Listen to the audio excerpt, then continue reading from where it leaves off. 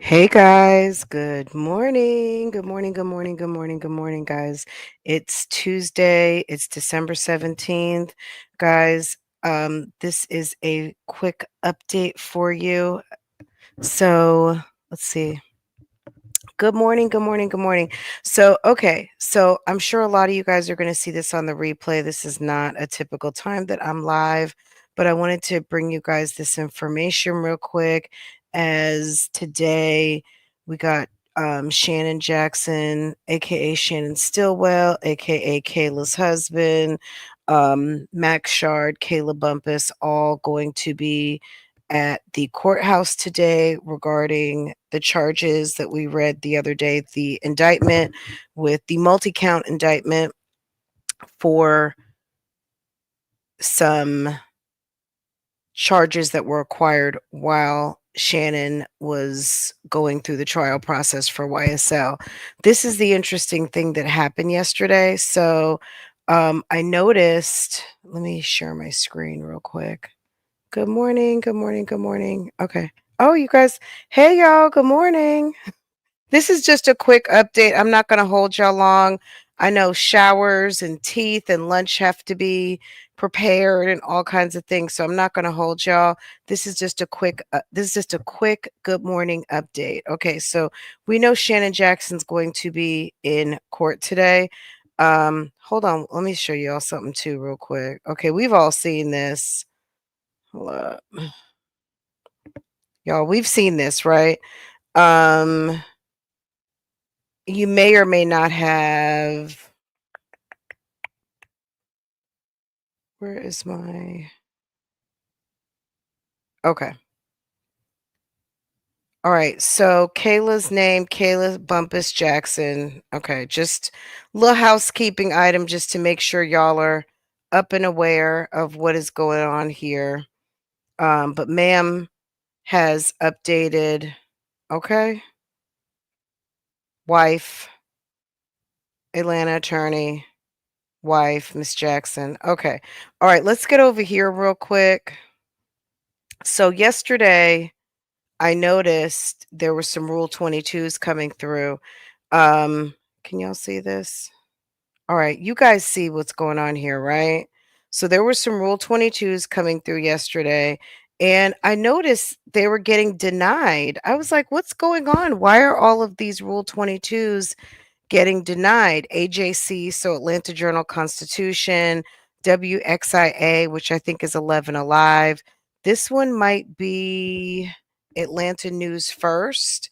That one is good, but as it would turn out, so let me share this.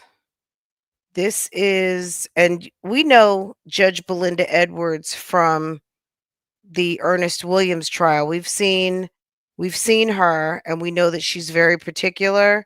Um, Girl, can y'all see this? Hold on a second. Okay. Why did this get disapproved? Failed to submit 24 business hours prior to the proceeding. Somebody's going to get in trouble at their job.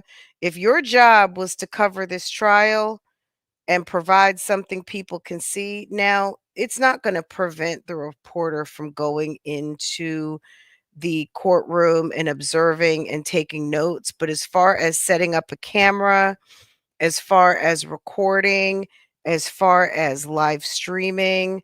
Yeah, so that was 11 Alive, okay? That was 11 Alive, got rejected. Um, let's see. Now, hold on. Let me just show this because someone's phone number showing. Okay. So this one is Atlanta News First. I'll scroll. But theirs was approved. It was submitted, but it was submitted 24 business hours prior to the proceedings. So they got it in early in the morning. It was clocked in, well, it was clocked in yesterday at 10, but whenever it was received 24 hours. So the clerk clocked it in at 10, but it was still considered in at the appropriate time. And then we have another one. Let me see. Okay. Let me get to the last one. This one, which is another party not approved, okay? And that was, let's see, Atlanta Journal-Constitution, if you can see that right there. AJC will not be able to have a camera in the courtroom, video, audio. They can sit and observe, but without having this particular document signed, you have to conduct yourself like anyone else who's in the gallery. And in Georgia, basically, well, we can see what it says right here. Pursuant to Rule 22, Uniform Rules for Superior Court regarding use of electronic devices in courtrooms. Every state, it may not be a Rule 22. In Georgia, it's called Rule 22. But pursuant to the Rule 22, the undersigned requests permission to use recording and device camera in courtroom in order to record images, sound during all or portions of the hearing in the above caption case. So laptop, cell phone, camera operated by photographer, and other audio video. Uh, so there were 3 Rule 22s submitted, 2 got declined, and really it wasn't for any other reason other than failed to submit 24 business hours. I cannot imagine that if you knew about this last week and you dragged your feet to submit your paperwork, there are judges who are very specific and particular about how they're going to manage things, and I'm positive that Judge Belinda is one of them. And let me tell you something.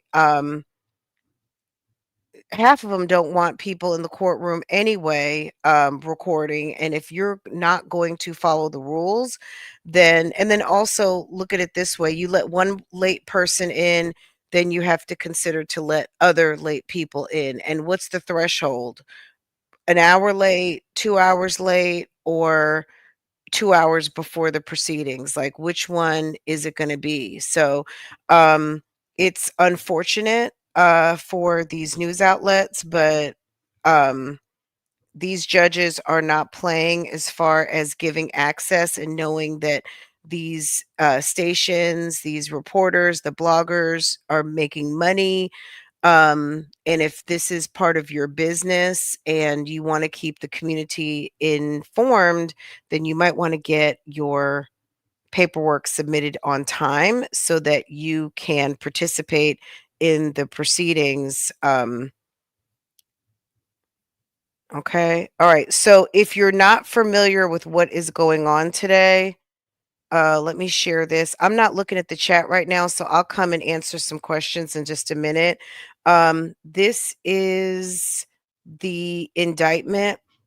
Now, as far as what actually happened, like reading the jail narrative, I couldn't get my hands on it. I tried and I was denied access to it. Maybe it'll be available after these proceedings. I don't know. Maybe they might read it. I have no idea, but uh it was not available to me. I requested, I couldn't get it. So this is what we read this the other day, but I'll go through it real quick. And so count 1, and these are all charges that were acquired by Mr. Jackson in jail. And so count 1 is participation in a criminal street gang activity. Let's see. On the 29th day of March 2023, did unlawfully, while associated with a criminal street gang, to wit, YSL, participate in criminal gang activity. Now, considering how the YSL trial concluded for Mr. Jackson, I don't know if this is a charge that is going to stand. I mean, they said while associated. They didn't say as a convicted. It says while associated, so I'm not really sure. It's gonna be interesting to hear how this unfolds, but basically, this is count one, participate in criminal gang activity through commission of the offenses enumerated in paragraph 1, code section 15.3 to with possession of methamphetamine with the intent to distribute, as alleged in count 3, possession of prohibited items by an inmate, alleged in count 4, possession of prohibited items alleged in count 5, possession of prohibited items by an inmate alleged in count 6, possession of prohibited items alleged in count 7, possession of prohibited items by an inmate alleged in count 8. Okay, so count 2, with participation in criminal street gang activity, 29th of March 23, did unlawfully while associated with a criminal street gang. And then they're going through those allegations again with the intent to distribute. Participation in a criminal street gang. And so criminal street gang activity. So count 1 and count 2 look very similar, but we'll figure all of this out today. We'll get some clarity as to count 1 and count 2, but they're charging with 2 counts. Count 3 was the possession of the methamphetamine with intent to distribute.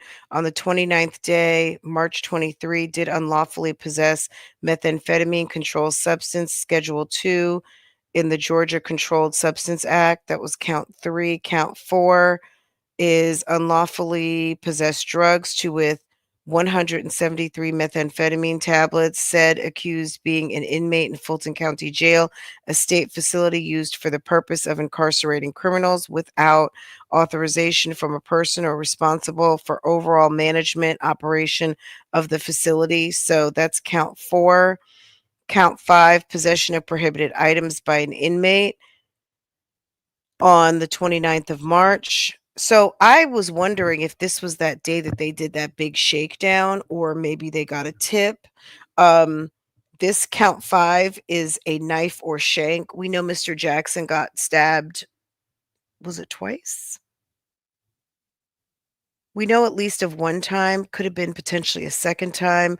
Mr. Kendrick got stabbed. We know that Rice Street is not a safe place to be, but inmates are not permitted to have weapons. So that's count 5. Okay. Count 6, possession of prohibited items by an inmate. Unlawfully possessed drugs to with 18 Newport cigarettes. That's contraband cigarettes. I don't think that smoking is allowed anymore. Said accused being an inmate. Count 7 is the 29th of March. So everything seems to be charged on the 29th day of March 23. Did unlawfully possess a telecommunications device, a blue Apple iPhone, accused of being an inmate in the county jail. So again, you're not allowed to have your own phone. We know that a lot of these Fulton County situations have revolved around, well, not a, I'm going to just say there's a lot of burner phones circulating throughout the facility. This is just another situation where it's been alleged or something was acquired from someone's cell with contraband that is not permitted, So a telephone, Apple iPhone is not permitted. And then count 8 is going to be the Apple AirPods. Again, not permitted. So that's what's going on today in court. And let me see what you guys are saying. So I'm going to just say, I'm not saying you're not, don't tune into those media outlets, but those media outlets won't have the coverage. So Atlanta Journal Constitution was denied due to a late filing of their Rule 22. 11 Alive was denied, but Atlanta News First will be there. And they have been granted their access, so they may have some exclusive footage. So that's probably where you're going to be able to catch if you want to stay informed on what is going on today over with Mr. Stillwell slash Jackson slash Caleb Bumpus' husband. Okay. Let's see. That's pretty much what's going on. I didn't want to do a whole take a lot of time because later, by the time we go live at lunchtime, maybe there will be some news as to what the progress is with this particular case, how it's going to advance. Did some of the charges, will they be able to negotiate some of the charges away, like the criminal street gang, in light of he wasn't convicted as being part of a criminal street gang? He has the gun charge from the YSL situation, but as far as being convicted of that charge, he didn't get convicted of that. He was acquitted of that. So, how will that stand up with the charges for what happened while he was at Rice Street? I don't know. So, that'll be interesting to hear and find out. So I'll keep you updated on that. Let's see. All right, so good morning, everyone. I know everyone has got to be getting dressed and handling business. It's early. This was just a quick update on what's going to be going on in the court today. Tomorrow, Ernest Williams has court. That's going to be interesting. And it should be a heavy motions day, but I don't really know how that will be handled because I think the last two days of court were kind of disappointments in the fact that one day was rescheduled, which is for tomorrow, and then prior to that, I guess in October, they needed to schedule more time.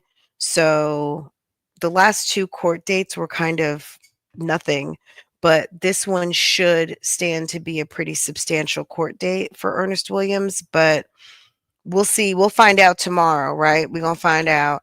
So that's all I've got for you guys right now. I will be back around lunchtime, um, getting ready to go to my P.O. box. I had a little bit of, uh, I was kind of disappointed. I got legal mail last week and my legal mail was not correct. So I just got legal mail in my P.O. box. So I'm going to go pick it up after I do school drop off. So I hopefully will have some more stuff to talk about with you guys later on today. I'll let you know what I got in legal mail and more than likely some jail visits. So you guys already know what the deal is, but I'll have some information for you on the visitor log and things of that nature. Anyway, guys, have a wonderful morning. I will see you guys a little bit later over on Love Lies and Lace Fronts. The new trophy mom was exposed again by the niece, and it was quite interesting. Good morning to Facebook. Hi, Facebook. Good morning. Good morning. Good morning. Good morning. And good morning, YouTube. Guys, another conversation we need to have sometime this week. I guess for all of you who are TikTok addicted, what are you guys going to do if TikTok gets yanked? I really didn't even see it, but yesterday I was watching a couple of different media outlets regarding the conversations revolving around TikTok, and it's actually pretty serious.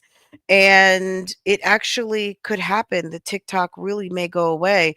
And just from a business perspective, from a content creator perspective, um, yeah. So for some of us, and I'm going to say for me, if TikTok goes away tomorrow, it's not going to really have a major effect on me in a I don't want to say negative or positive way. I'm just, as far as being a user of TikTok, I'm not really there like that. I do have an account. I don't have a lot of followers over there.